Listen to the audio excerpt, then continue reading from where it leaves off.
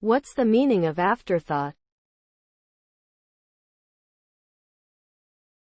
Afterthought.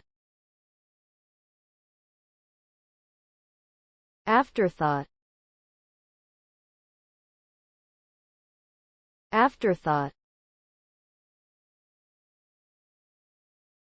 Afterthought. Afterthought. Afterthought means something that is considered or thought of as an addition or an after effect. After an event has occurred or after a decision has been made.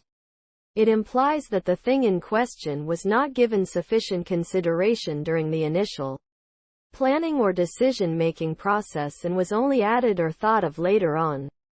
The term can be used to describe objects, ideas, or actions that are not given enough attention or importance at the time they should be, but only considered afterwards.